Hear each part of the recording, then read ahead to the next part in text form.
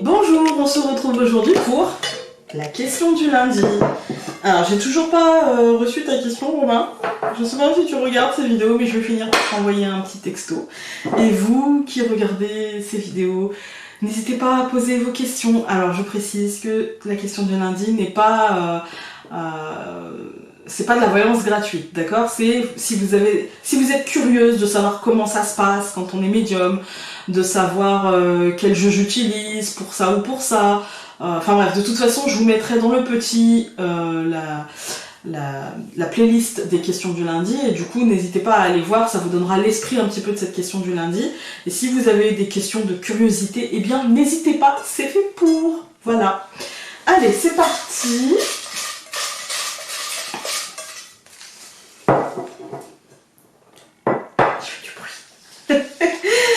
Alors, tire des cartes du petit Lenormand et associe-les à un lieu ou un souvenir marquant.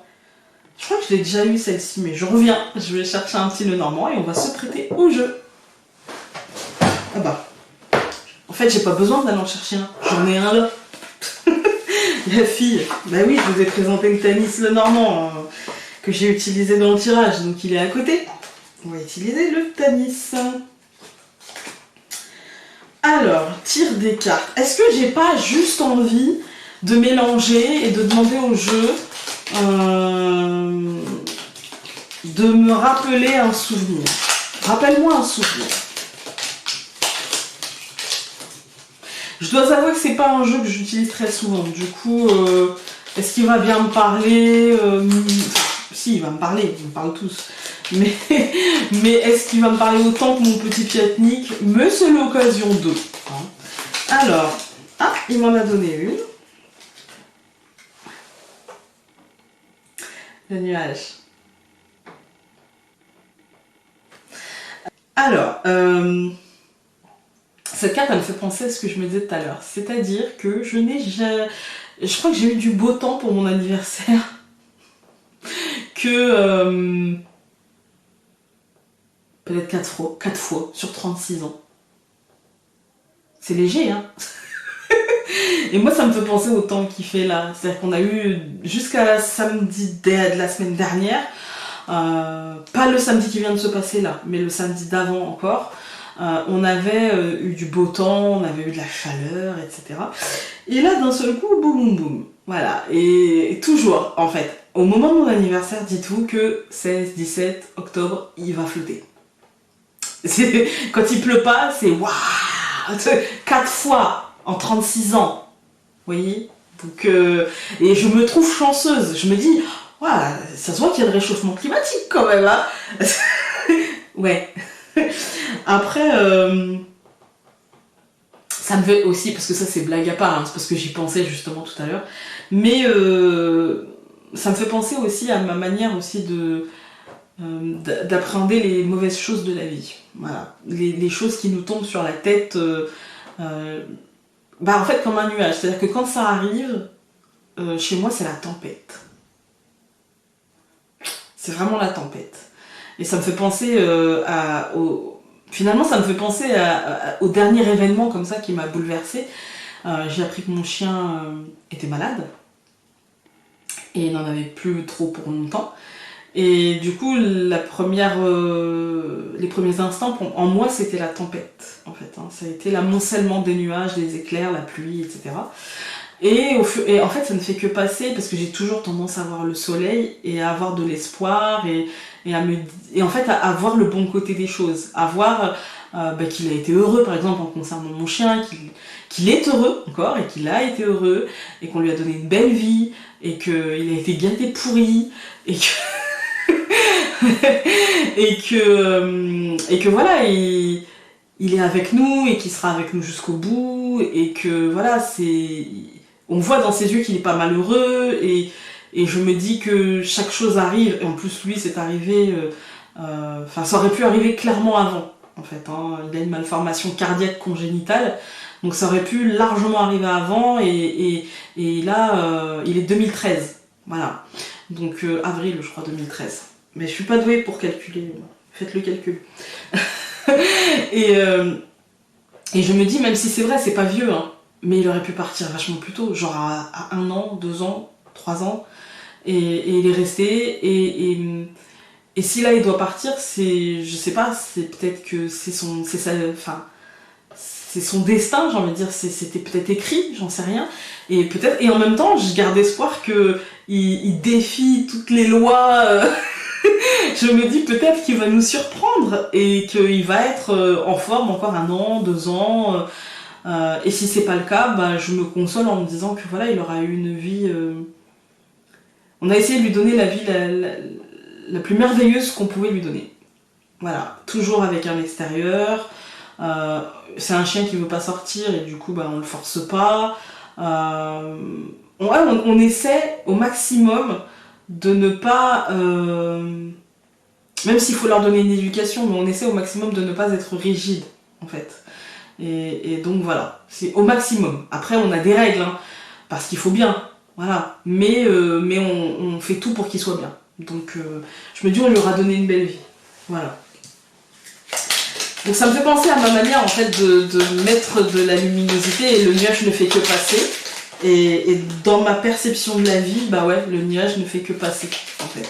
Ça ne fait toujours. Alors parfois il y a des gens qui pensent que ça fait de moi, on me l'a déjà dit en fait, hein, que ça fait de moi quelqu'un d'insensible. Mais c'est pas parce que je remonte vite la pente que ça ne m'a pas affectée. C'est juste que je ne me laisse pas rabaisser, je ne me laisse pas écraser par mon chagrin en fait. J'essaie autant que possible d'en faire une force et pas une faiblesse.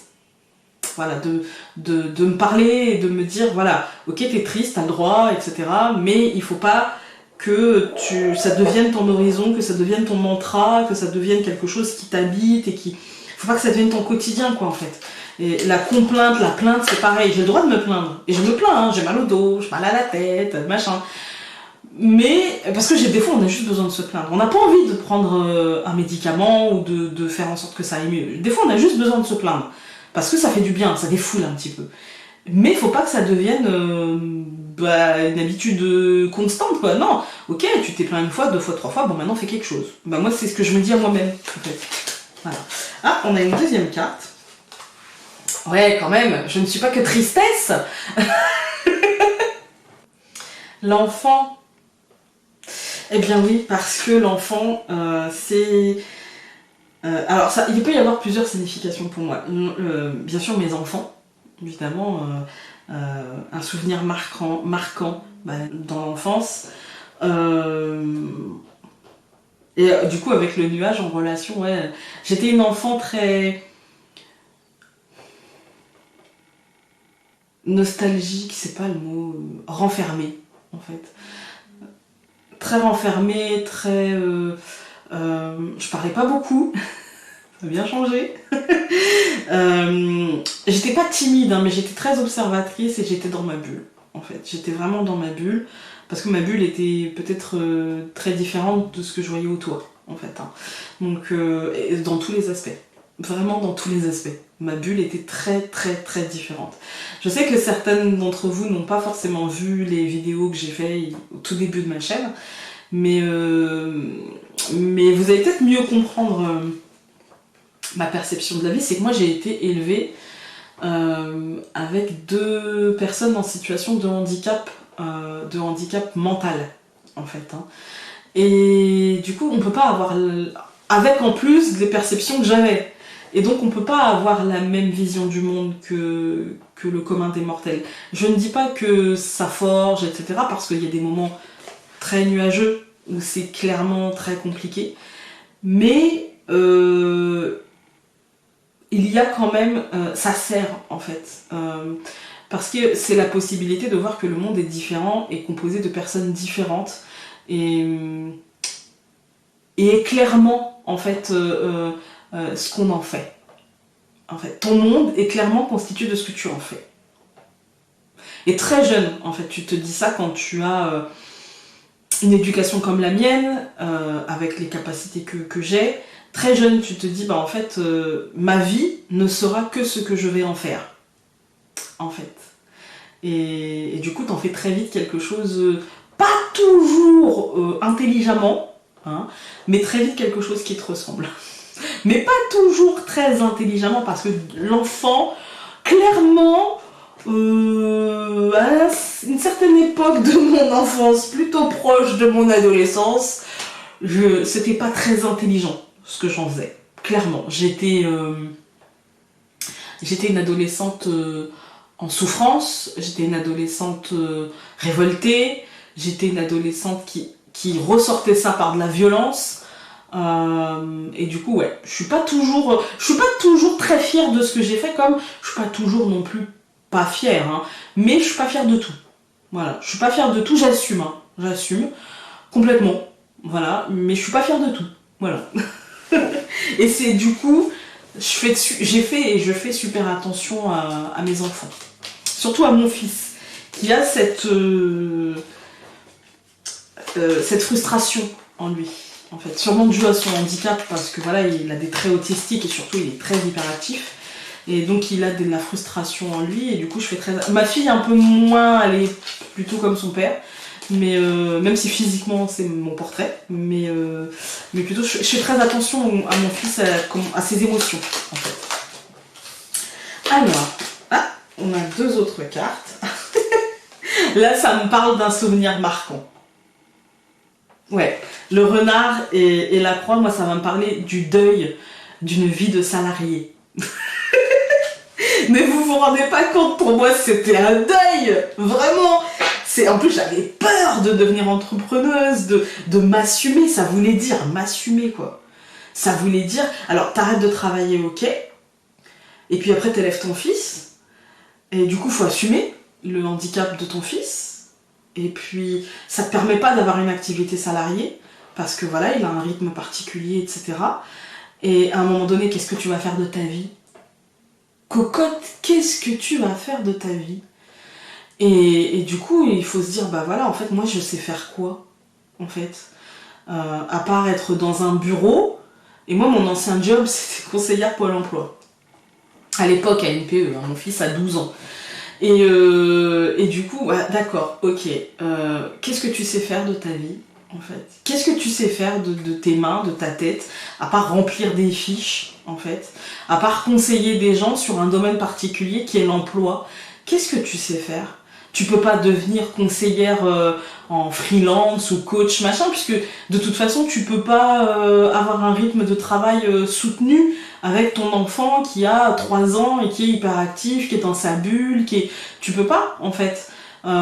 Qu'est-ce que tu vas faire? Et du coup, ça met des années déjà à prendre conscience qu'il faut qu'on sorte de cette bulle, parce qu'on a tendance à s'y enfermer, hein, dans cette bulle. Et puis, avec l'enfant, en fait, à essayer de le porter, de le soutenir, voilà, et puis après il faut se poser les bonnes questions. Qu'est-ce que je vais faire? Comment je vais le faire? Comment je vais me construire?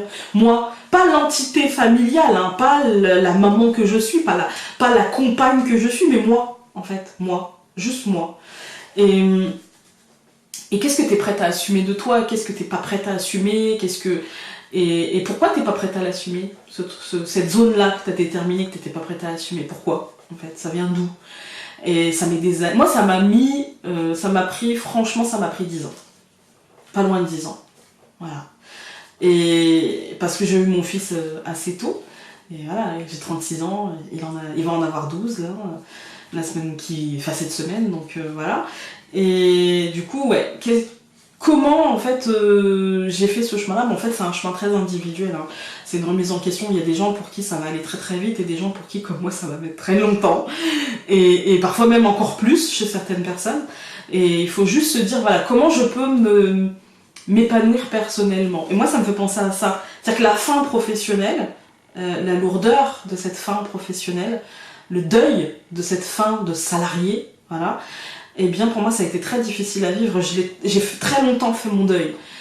Avant de comprendre qu'en fait, quand j'étais salariée, j'étais très malheureuse. Et j'étais vraiment pas bien. Et j'ai mis du temps à le comprendre. Parce que pour moi, c'était la normalité. C'était ancré, en fait, comme étant la normalité. Mes parents étaient salariés, mes grands-parents étaient salariés. Il n'y a pas d'entrepreneurs. Enfin, il y en a, mais c'est des oncles qui sont mariés avec des tantes, des sœurs de ma maman. Mais j'ai pas de famille directe, j'ai envie de dire, qui a été entrepreneur, en fait. Sinon, c'est salarié. Et du coup, puis en plus avec un grand-père qui était communiste. Voilà, donc comment vous dire ça laisse des traces, même si mes parents avaient d'autres idées, mais ça laisse des traces quand même. Hein. C'est particulier en fait. Hein, je sais que plein de gens vont pas forcément le comprendre parce que pour eux c'est en eux, mais moi il a fallu que je creuse en moi pour comprendre que c'était en moi. Et il a fallu que je déconstruise certaines choses. Et du coup oui, ça me parle bien, la croix et le renard, ça me parle même très bien. On va en prendre une petite dernière.